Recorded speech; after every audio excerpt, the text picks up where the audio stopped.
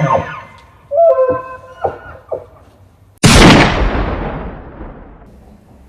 this is Andy Backus from LongRangeHunting.com. We're getting ready to head out in 2 days for our LongRangeHunting.com group elk hunt out in Western Wyoming.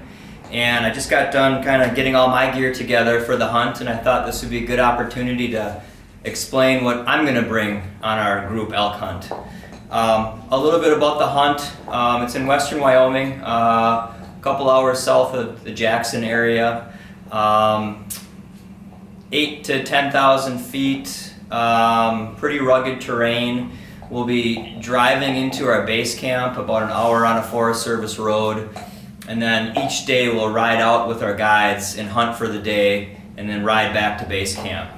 So, you know, a little bit of my gear will be for base camp. The majority of it will be for, you know, out during the day hunting. I've found over the years that I've wanted to reduce the amount of gear I bring on hunts like this. Every year I kind of take some things out that I never ended up using.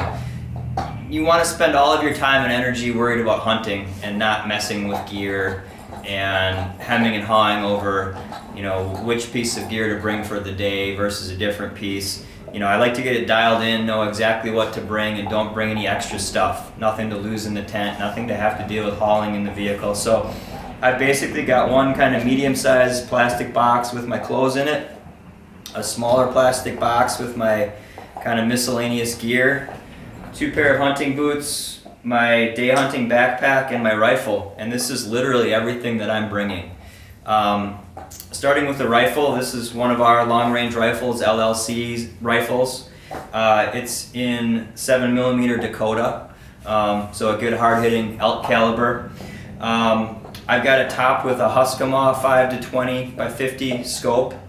I've got a Holland scope level on my scope, which I feel is really important for, you know, shots beyond about 400 yards or so. I've got a power throw lever on my scope, which I like to be able to zoom in and out real fast on the fly. Never know what the weather's going to be like out there, so obviously you need to be prepared for rain or sleet or snow as far as your scope goes. So I've got flip-up scope caps on my Huskamaw scope. Huskamaw doesn't make flip-up scope caps. I've, you know, stopped bothering using the inexpensive Butler Creek flip-up caps because they're just not durable enough and they fall apart at the worst time. Luckily, Vortex flip caps happen to fit this scope nicely, and I like the Vortex caps. They're built very solid. I like the fact that they can flip all the way back out of the way and up against the scope. The rubber sleeves on these scope caps are a little bit loose, so before I head out on the hunt, I'll actually electrical tape them on there. If it's a day that, you know, I expect some weather or I head out with some weather, I'll have the electrical tape in my pack if I need it. That's good for other things as well, like, you know, covering the end of the barrel to keep moisture and debris out of the end of the barrel, so I'm happy to have electrical tape anyway. Normally the Huskamaw scope would run a custom yardage BDC turret, and I've got that along. For my my dope in the field, I've got a G7 BR 2500, and I've also got a SIG Kilo, G7 BR 2500, I've also got a SIG Kilo 2400. The 2400 doesn't work with the custom yardage turret, the BR 2500 does. So I've got an MOA turret for if and when I decide to use the Kilo, and I've got a yardage turret for if and when I decide to use the BR 2500. I'd be perfectly happy using either of these. I'm going to do some comparisons out there, so I'll be bringing them both along. They're both excellent pieces of equipment. I've also got a backup of my basic yardage dial to written on a little card inside the flip-up scope cap. And Vortex actually allows you to order a custom printed card with your ballistics on it, which is kind of neat. I just didn't bother doing that in this case. Other things about my rifle, I like to have my ammo on my gun, so it's always right there and available. This is a Beartooth Products brand neoprene sleeve that slips over my raised comb here, and got some ammo right on the gun. I've got the Viking Tactics hunting sling. I've got flush cups on my gun, which I like, Viking Tactics sling, the real benefit to this is you can adjust the length immediately. So you can have it, you know, long for slinging over your shoulder, and then you can bring it in tight, you know, as a shooting rest really fast. I can even reverse this and bring it around my body and cinch it down tight. So a real versatile sling. It's also got a non-slip on the back. This will go generally over my shoulder strap on my backpack, and I find that this rubbery material keeps everything hanging on my shoulder real well. I've got an Atlas bipod on the bottom of my gun. This is a BT10 LW17. This has the quick release mechanism. It allows me to take it on and off really fast. With how rugged it is where we'll be hunting, opportunities with flat enough ground for prone shots are pretty few and far between. So I'll generally have my bipod in my pack. So with the quick release mechanism, I can quickly get it on there if I'm lucky enough to find a prone shot. I'll always bring a bipod with me because if I can find a prone shot, obviously that's my #1 opportunity and I'd love to have it. So I would never skip the bipod personally, even though I know there's probably only a 10 or 20% chance that I'll get a chance to use it. I've got a small 2-inch Picatinny rail mounted underneath my gun. I like the small rails like that because there's just not much material there that can get hung up on shooting sticks or a front shooting rest or anything like that might influence the recoil of the gun. So I like a short 2-inch Picatinny rail on my gun.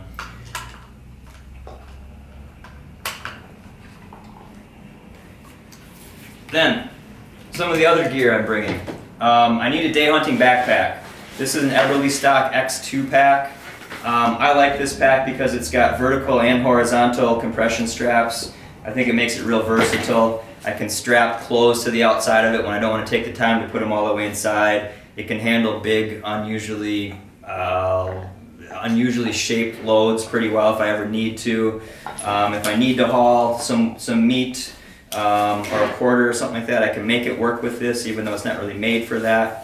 And it does really well with optics like spotting scope and tripod and things like that. Also, it's not too big, and yet it has a serious frame. Generally on a horseback hunt like this, you'll ride out every day with your pack on. So I'm relatively short, I'm 5'8". I need a pack that's not real long in the back, because otherwise sitting on the saddle, the back of the pack will hit the bottom of the saddle and kind of pinch your rear end in there or just be kind of bouncing on there. So this is kind of a shorter pack which works well for that. And just a good all-around day hunting pack. I've got 2 pair of boots along. I've got my uninsulated Kenetrex. These are the hard scrabbles. This is the shorter height boot, which I prefer. They do make a Mountain Extreme uninsulated boot, which is the taller height. Late October, weather sounds like it's going to be pretty typical out there, so I would expect it to be in the 20s at night, and anywhere from the 30s to the 50s during the day. My experience has been that uninsulated works well for me. I've got pretty warm, kind of sweaty feet, so I kind of stay away from the insulation until I really need it. Then I've got a pair of 1,000-gram Insulate Mountain Extremes from Kenetrex. Obviously these are for if it gets unusually cold. I don't expect to use these, but you never know in the mountains, so if we get below the 20s into the teens or maybe even single digits, then I would use my 1,000-gram boots. I've also got a pair of just insulated Crocs just for around camp in the wall tent. At camp we'll be staying in a wall tent with a wood stove, and there'll be a cook tent. Pretty comfortable. The cot will be there, pillows there, so all I have to do is bring a sleeping bag. I'll be bringing a 0-degree sleeping bag. Mine happens to be a big Agnes bag. With temperatures in the 20s at night, to make sure I'm comfortable, I feel better with a 0-degree bag than something like a 20 or 30-degree bag. Generally your feet are the first thing to get cold in a sleeping bag, so a backup plan would be to have something to keep your feet extra warm. Some down booties or a couple pair of really thick warm socks or something like that, but I'm going to bring my 0-degree bag. There's no negative to the extra weight or size of the 0-degree bag. I'm just driving there and throwing it on my cot, so I'm all set there. So my box of gear here, again, I try to keep it relatively simple. I try to not end up with too much stuff to deal with and organize. Optics wise, I mentioned my ballistic rangefinders, the G7BR 2500 and the SIG Kilo 2400. And those are both excellent rangefinders. They've got my ballistics built in. They will adjust for the air density based on the altitude and temperature and relative humidity out there. So, you know, I can get all dialed in at home and know that when I head out there, these are going to do the adjustments necessary for even at, you know, mid to long range shots to know that I'm going to be right on. When we get to camp, with non-typical outfitters, you know, luckily they're all set up to allow us to do some shooting and validating right at camp. So obviously they'll have a 100-yard sight-in target, but then also they've got steel spread out from a couple different shooting locations, you know, from 200 out to I think 700 yards. So I'll validate out as far as I can. I'll validate that my ballistic rangefinders are on and that everything is perfectly dialed in. If you're heading out to a hunt and your outfitter isn't set up like that, I would talk to him ahead of time and try to figure out if you can find some way to shoot farther than 100 yards and just do some validation out there. Bring a paper target along, find a spot you can shoot 500 yards or more, or stop on the way out there in the Forest Service if it's allowed and do some shooting before you even get to camp. But I really don't feel comfortable unless I have a chance to validate farther than 100 or 200 yards on a hunt. Other optics, 10 by 42 binoculars are my go-to on this type of hunt. I'm going to bring 2 pair this year just because I'm going to kind of compare and do some testing. I've got some Zeiss Victories. This is a demo pair that I'm going to be testing and comparing to my Swarovski EL. But they're both 10 by 42s, which is my go-to. Both excellent glass. You know, these will work out great for me. I've got a Bino Bib neoprene cover over mine. I like to use these. Sometimes I'll use a binocular harness, but sometimes I don't feel like having that much stuff to deal with on the front of my chest. This is just a little bit lighter and simpler. And then I've got the ultra-light Bino harness, which is an elastic strap harness. The thing I like about these compared to the straps with the flat elastic is that these never end up sagging down. So if you start with them up here at the beginning of the day, they end up here at the end of the day. They don't end up sagging down to your crotch by the time it's all said and done. The other thing, a little trick I found, riding on horseback, if you've got binos on your front, even with a front chest harness, the horse starts trotting, usually these binos will really bounce up and just about be hitting you in the face. So I actually ride, and I like that about these, I can extend these real easily. And I actually ride with these diagonally over like this, and I've still got quick access if I need them, but now they're not bouncing while I'm riding, so that works well for me. I'm bringing a spotting scope and a tripod.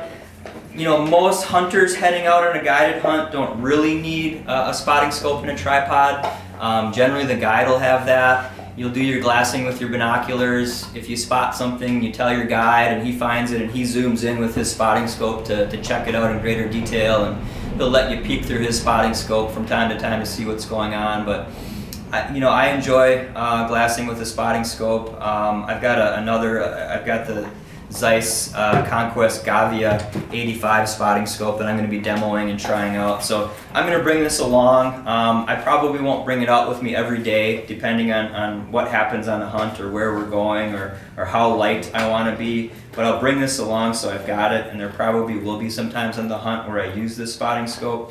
But again, a spotting scope isn't something that every hunter needs to bring on a guided hunt. And then for a tripod, I love my Outdoorsman's. This is the medium height, so this is really a seated height tripod, not a standing tripod. Obviously, when you get up to a standing tripod, everything gets longer and more leg sections and heavier. For my money, for a stable tripod that's extremely lightweight, there's nothing that's lighter weight that's also stable enough to do some good glassing. There's a lot of ultralight tripods out there, but most of them are too flimsy to really do a good job of glassing. So Outdoorsman's is expensive, but in my opinion it's worth it because it's so lightweight and compact. You know, everything is real streamlined, it fits in your pack really well, and yet it's a real solid glassing setup. I've got their micro pan head on here, which again just keeps everything small and light, and yet it's a real good mechanism that's smooth and steady and reliable. So I've been very happy with that personally. Other stuff in my box here, I've got extra ammo, more than I need, but if I have time I'll do a whole bunch of shooting when we get there. Water bottles, I usually take one Nalgene, and one little trick I've got is I wrap some duct tape around the Nalgene just to have duct tape available. You never know when you're going to need it. Duct tape can work real well as an emergency fire starter. You wad it up into a ball and it burns really, really well. And then I'll just usually bring just a cheap store-bought water bottle. And I'll usually head out in the morning with 2 bottles of water, and that on a day hunt typically is enough for me just about no matter what happens. Some hunts where I'd be concerned about it, maybe I'd bring a water purifier with me. I would probably bring a Steri-Pen, just because it's lightweight and small and quick and easy. On this hunt I'm not going to. I've done this hunt enough to know that this is enough water for me for a day hunt. Shooting sticks. These are my Primos Polecat. These are the Magnum version, which is larger diameter. These are just super lightweight, super simple. They're shop quartered aluminum poles, so they carry and store very small and lightweight. They deploy really quickly. They're very simple. The real benefit to these in the rugged mountains, in my opinion, is that the adjustment is sort of instant and sort of infinite, as opposed to shooting sticks that have multiple leg segments that you've got to tighten every different leg segment. Here you just adjust them out wider, and that drops you down lower, or narrower is higher. You can have one kind of forward and one back. So quick, easy, infinite adjustment. I found too many times with the types with multiple leg segments, you're on a steep slope, you're trying to get set up, you're almost there, you need about 1.5 inches more leg extension, and you go to try to adjust that last leg segment and everything kind of falls apart. So these we find work really quick and well. These are what we teach with in our shooting classes with non-typical outfitters. Students bring every different type of shooting sticks out there, and we always suggest go ahead and use yours. Try ours too and see what you think. And by the end of every single class, all of the students are using these, so that tells me they work.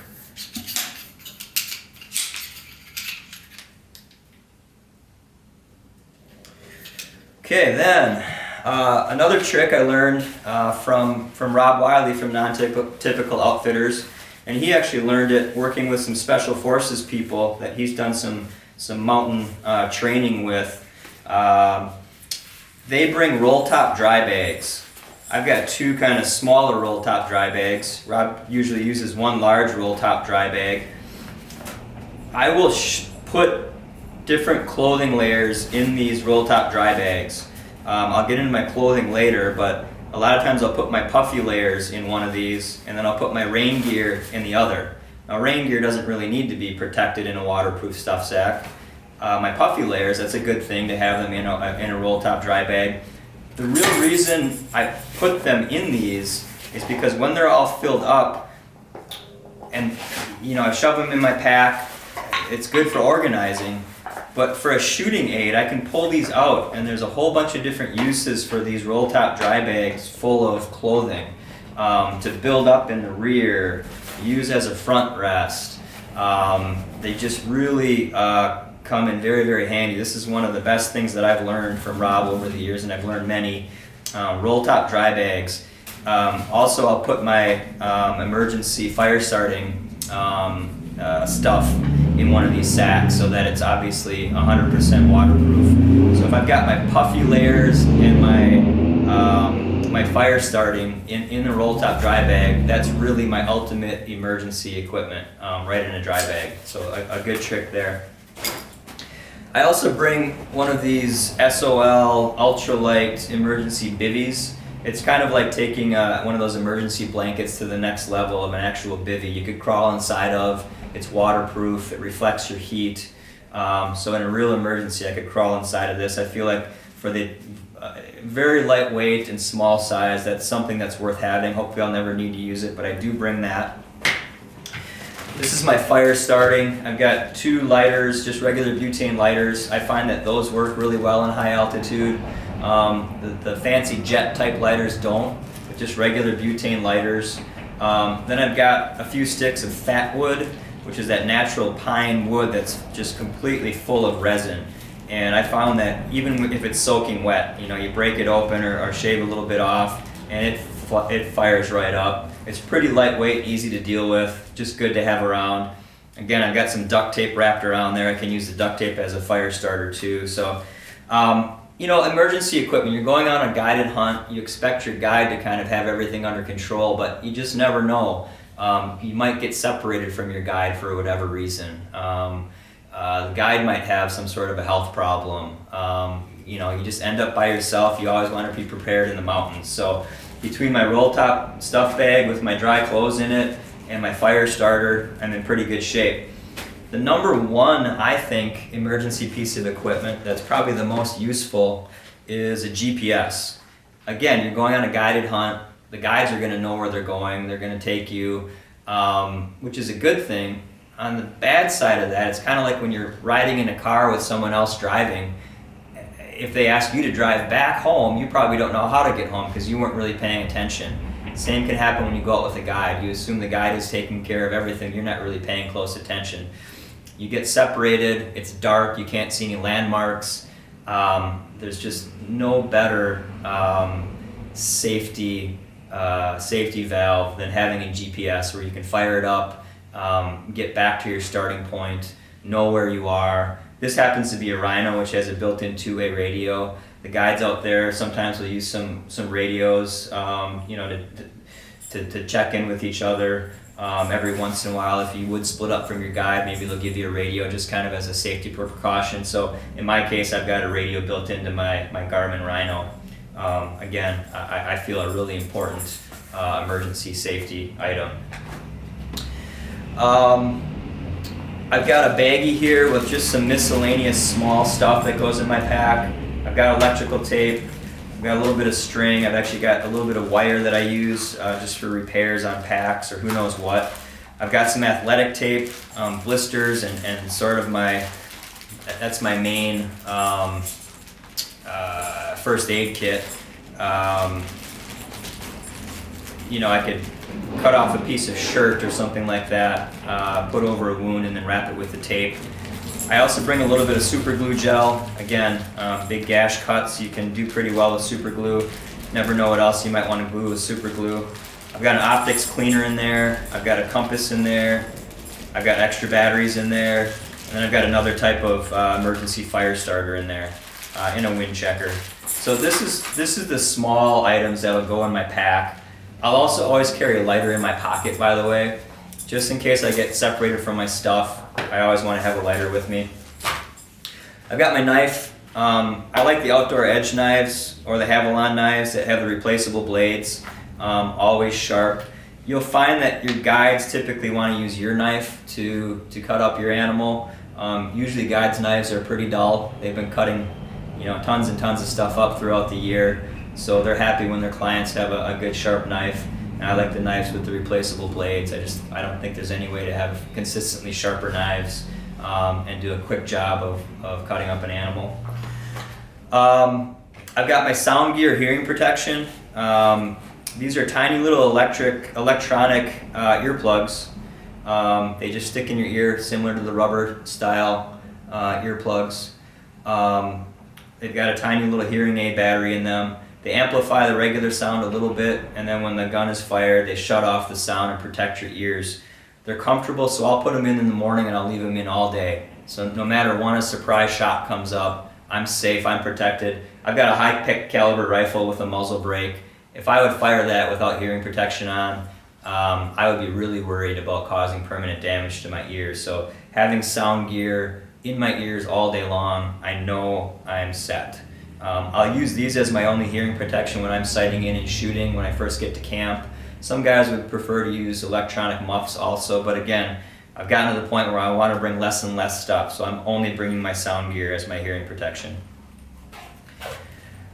I've got 2 headlamps. Headlamps around camp obviously are handy. A lot of times you'll use your headlamp riding out in the dark on the horses. Obviously if you get into a tracking situation in the evening, having a headlamp is valuable. And here just some redundancy to have a backup in case one of them poops out. These are black diamond, a few years apart. I feel like they kind of always have the sort of the newest technology, highest quality as far as bright light options, yet not burning through batteries too quickly. These take AAA batteries, so pretty easy to deal with batteries for these. I really like black diamond. And stuff like this, I like to get bright colors like orange so I can find them when I set them down on the ground. My knife is the same way. I don't like camo, I don't like black or brown. I like bright colors so I can find them. Just a little kind of trick for in camp. We'll have a wood stove in our tent. Generally, you're not spending a lot of time in your tent at base camp. But when you are, you want to be comfortable in there. And when you want a fire to warm it up, you want to fire quickly. You don't want to wait for it to, eventually get going. So I bring a propane torch along just to be able to fire the wood stove up really, really fast in the wall tent at base camp. Obviously not something everyone needs to bring, but kind of a nice little perk to have there. I've got a longrangehunting.com rear shooting bag. I won't necessarily bring this out every day with me, depending on how much weight I want to carry. But again, if I think there's going to be a chance of some good prone shots, there's nothing I'd rather shoot off of than a bipod in the front with a good solid rear bag in the back. There's other ways to handle this. I could use my tarp that I'll talk about in a minute as a rear shooting bag. I've got a waterproof cover for my pack I could use. I talked about my roll top stuff sack, but if I think I'm going to have some good prone shots, it'll be worth bringing a rear shooting bag with me, even though I've got to carry that extra weight. As I mentioned, I've got a waterproof cover for my pack. This is basically like a shower cap that stretches over the whole thing. The packs are generally waterproof material, but I've been in enough hunts where I'm out in a few days worth of nonstop rain and sleet and snow, and it just gets nasty, and everything in your pack will get wet if you don't have a waterproof cover. So when I get to the hunt, I'll kind of see what the weather seems like it's going to be like. I might not bring this with me, on any given day, but if it's been rainy or if it's going to be rainy, I'll throw that in my pack and make sure I have it with me. This is one of my favorite little, $20 items. This is a little extremely lightweight fold-up foam seat cushion. This is called a Thermarest Z seat, and it's small enough that it doesn't take up much space in my pack. It doesn't weigh anything, and for me, the difference it makes, to throw this down before I sit down on the kind of rocky, maybe muddy or wet ground, just to keep my rear end dry, to keep it warm, makes it a little bit softer. I just find this makes a huge difference, every day to me on a hunt. If I ever forgot this, I'd be really disappointed. Again, it's so small and lightweight, kind of like why not bring it. This is a 5-day hunt, by the way, so it's not extremely long. Again, I'd probably bring a few more things if it were a 10-day hunt or something like that. On a 5-day hunt, I think this is just what I need. This is a lightweight tarp, kind of a high quality tent material type tarp. This isn't something that everyone needs to bring. Some good guides, will be smart enough to have one of these with them. Generally when we're out hunting on the mountain, if we get nasty weather, we don't just head in and we don't head back for lunch because we're out too far. We're out there all day. So we'll wait through weather all day if we need to. And having the ability to string a tarp up and keep yourself dry. You can have a fire just off the edge of the tarp if you need to. Stay dry, stay comfortable. When the weather passes, you're fresh and ready to hunt. If you've got a hunt where there's day after day after day of rain, you would pay $1 million to have this tarp with you. And the last thing in the box are some game bags. Typically you bring your own game bags on a guided hunt. These are Alaska game bags. They're the stretchy kind, real durable. They've worked well for me. There's a whole bunch out there that are fine too. Just remember to bring game bags with you. They basically keep the bugs off the meat, keep the dirt and junk off the meat when you're kind of in the process of cutting it up and getting it loaded and getting it back to camp and getting it, processed or whatever's going to happen. They're something you definitely want to bring. And these are nice and lightweight too, so I don't mind having them with me. This is, by the way, there's a few things on here that are candidates for, I'll take them out on the hunt with me, but I might end up leaving them in the saddlebag on the horse. This would be a good candidate. The tarp maybe. Some of the bigger stuff that you don't necessarily need every day, but you'd like to have the option of getting it if you want it. I might take those out of my day pack and put them in the saddlebag. A lot of times I'll do that with one of the bottles of water. And you can ride with it in the saddlebags too. So, some of that stuff can be in the saddlebags and the rest in the pack. I think after I go through the clothes that I'm bringing, I will then pack everything up and show you how I pack my pack. So if you're willing to, sit through that long of an explanation, I'll do it for you. So I'm going to take a break here and then we'll talk about the clothing.